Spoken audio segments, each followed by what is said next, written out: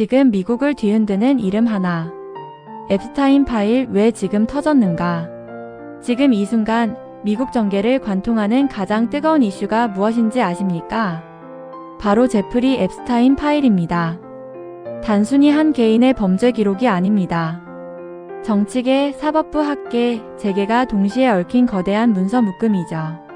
미국 의회는 최근 앱스타인 관련 FBI와 법무부 수사 자료를 전면 공개하는 법안을 통과시켰습니다. 상원은 만장일치, 하원은 단 한 명만 반대했습니다. 이것이 무엇을 의미할까요? 정치적 계산을 떠나 더 이상 이 문제를 덮어둘 수 없다는 초당적 합의였던 겁니다. 흥미로운 점은 도널드 트럼프가 공개 이전까지 이 문제에 미묘하게 거리를 두는 듯 보였다는 사실입니다. 하지만 압박은 결국 전면 공개로 이어졌죠. 왜일까요? 이 사건은 좌우 대결이 아니기 때문입니다. 진보와 보수를 가르는 문제가 아니라 기득권 전체의 신뢰 문제이기 때문입니다. 앱스타인 파일은 미국 사회에 근본적인 질문을 던집니다. 우리가 신뢰했던 시스템은 과연 작동하고 있는가? 권력자들은 법 앞에 평등한가? 이 질문에 대한 답을 찾기 위해 우리는 한 남자의 이야기부터 시작해야 합니다. 평범한 출발점에서 시작해 설명할 수 없는 속도로 권력의 정점에 올랐던 한 남자, 제프리 앱스타인 말입니다. 평범한 출발, 설명되지 않는 상승. 학벌 없는 교사에서 초부 유층의 설계자로. 제프리 앱스타인은 1953년 뉴욕 브루클린의 노동자와 이민자가 밀집한 동네에서 태어났습니다. 금수저도 아니었고 정치 명문 가문 출신도 아니었습니다. 그저 평범한, 어쩌면 평범 이하의 배경을 가진 소년이었죠. 하지만 그는 비정상적으로 빨랐습니다. 2학년을 월반했고 10대의 대학에 진학했습니다.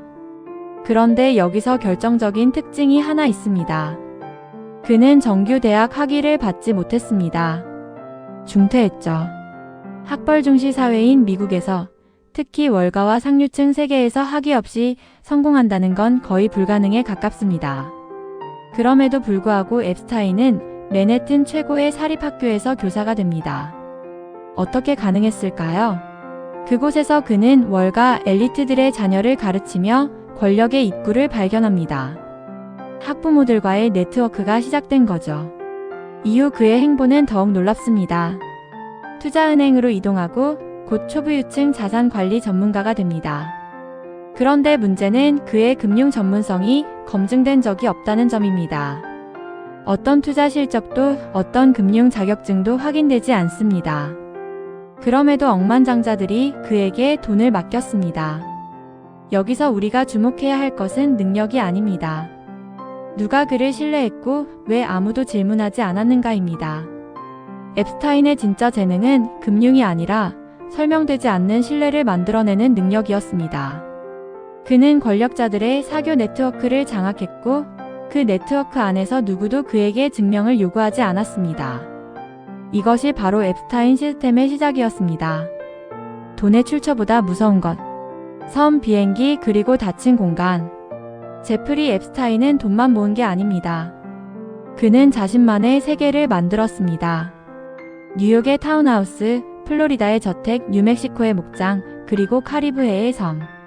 특히 리틀 세인트 제임스라 불리는 이 섬은 권력자들이 자유롭게 드나들 수 있는 완전히 사적인 공간이었습니다.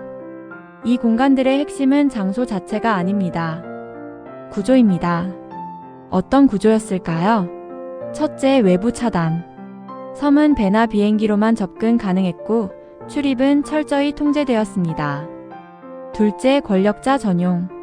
일반인은 접근할 수 없고 오직 초대받은 엘리트만 입장할 수 있었습니다. 셋째, 증언이 사라지는 환경. 무슨 일이 일어났는지 외부로 새어나갈 수 없는 구조였습니다. 범죄는 이 구조 안에서 반복적으로 일어났습니다. 그리고 이 구조는 사람을 보호했습니다. 피해자가 아니라 가해자를요. 가해자를 보호하는 시스템, 이것이 앱스타인 사건의 진짜 무서운 점입니다. 앱스타인의 전용 비행기는 롤리타 익스프레스라는 별명으로 불렸습니다. 비행 기록에는 수많은 유명 인사들의 이름이 등장합니다. 정치인, 왕족, 기업인, 학자들이 이 비행기를 타고 섬으로 향했습니다. 물론 비행기를 탔다는 것만으로 범죄 연루를 의미하지는 않습니다. 하지만 질문은 남습니다. 그들은 무엇을 보았고 무엇을 알았고 왜 침묵했는가? 돈의 출처를 추적하는 것도 중요합니다. 하지만 더 무서운 것은 이 시스템이 작동하는 동안 그 누구도 멈추지 않았다는 사실입니다. 시스템은 계속 돌아갔고 권력자들은 계속 드나들었습니다.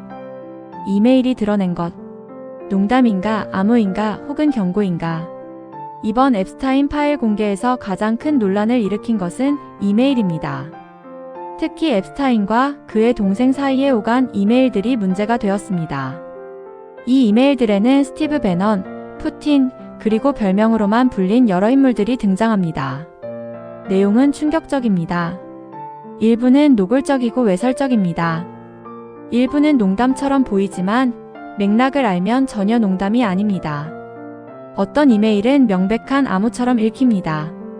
피자, 핫도그, 지도 같은 단어들이 반복적으로 등장하는데 이것이 정말 음식을 의미하는지 아니면 다른 무언가를 뜻하는지 해석이 분분합니다. 일부 전문가들은 단순한 외설적 농담이라고 주장합니다. 권력자들끼리 주고받는 불쾌한 유머일 뿐이라는 거죠. 반면 다른 전문가들은 은유적 권력 암호라고 해석합니다. 표면적 의미 뒤에 실제 거래나 범죄가 숨어 있다는 겁니다. 여기서 중요한 것은 진위 판단 이전의 문제입니다. 이 대화들이 권력 내부에서 아무런 제약 없이 오갔다는 사실 자체가 문제입니다. 누군가 이것을 보고 경고하거나 제지했어야 하지 않았을까요? 하지만 그런 일은 일어나지 않았습니다. 이메일은 범죄 증거 이전에 권력자들이 얼마나 경계 없이 서로를 인식했는지를 보여줍니다. 그들은 자신들이 절대 노출되지 않을 거라 확신했습니다. 법도 언론도 대중도 자신들에게 닿지 못할 거라 믿었죠. 그 확신이 이메일 곳곳에 드러납니다. 그리고 그 확신이야말로 이 사건의 본질입니다. 권력은 스스로를 법 위에 있다고 믿었습니다. 가장 충격적인 연결. 왜 학계가 여기에 등장하는가? 많은 미국인들이 앱스타인 파일에서 가장 충격을 받은 지점은 정치도 재계도 아닙니다. 바로 학계입니다. 지성과 도덕의 상징으로 여겨지던 학자들이 이 사건에 연루되어 있다는 사실, 이것이 미국 사회에 가장 큰 배신감을 안겼습니다. 대표적 인물이 두 명 있습니다. 로렌스 서머스와 노엄 촘스키입니다. 서머스는 하버드 대학 총장을 지냈고 미국 재무장관을 역임한 경제학자입니다. 촘스키는 현대 언어학의 아버지이자 진보 진영의 대표적 지식인입니다. 두 사람 모두 앱스타인이 2008년 미성년자 성매매 혐의로 유죄 판결을 받은 이후에도 그와 연락을 유지했습니다. 특히 촘스키의 경우는 더 충격적입니다. 그는 앱스타인을 지적 호기심이 뛰어난 인물이라며 긍정적으로 평가했습니다. 유죄 판결 이후에도 그의 저택을 여러 차례 방문했고 식사를 함께 했습니다. 촘스키는 그와의 만남이 지적으로 자극적이었다고 말했습니다.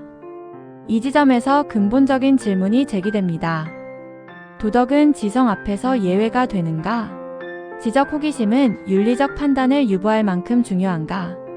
학자로서의 명성은 인간으로서의 책임을 면제해주는가? 앱스타인은 학계에 막대한 기부를 했습니다. MIT, 하버드를 포함한 여러 대학이 그의 돈을 받았습니다. 일부 학자들은 그를 과학 후원자로 칭송했습니다. 하지만 그 돈의 출처는 무엇이었을까요? 그리고 그 기부의 목적은 단순히 과학 발전이었을까요? 권력과 돈이 학문적 판단까지 흐린 순간 앱스타인 사건은 단순 범죄를 넘어 문명적 위기가 됩니다. 우리가 신뢰했던 지성의 마지막 보루까지 무너진 것이기 때문입니다. 이 파일이 진짜 위험한 이유. 좌우를 가르지 않는다. 앱스타인 파일의 가장 위험한 특징은 이것입니다. 어느 한 진영만을 무너뜨리지 않는다는 점입니다. 빌 클린턴의 이름도 도널드 트럼프의 이름도 동시에 거론됩니다. 민주당도 공화당도 자유롭지 못합니다. 트럼프는 과거 앱스타인 고객 리스트를 공개하겠다고 공약했습니다. 하지만 집권 후 입장을 바꿨습니다. 그런 리스트는 애초에 존재하지 않는다고 말한 겁니다. 이 변화는 트럼프 지지층 내부에서도 균열을 만들었습니다. 그 상징적 인물이 마저리 테일러 그린입니다. 그녀는 트럼프의 열렬한 지지자였지만 앱스타인 파일 공개를 강력히 요구하며 트럼프와 거리를 두기 시작했습니다. 진실이 무엇이든 미국 국민은 알 권리가 있다는 게 그녀의 입장입니다.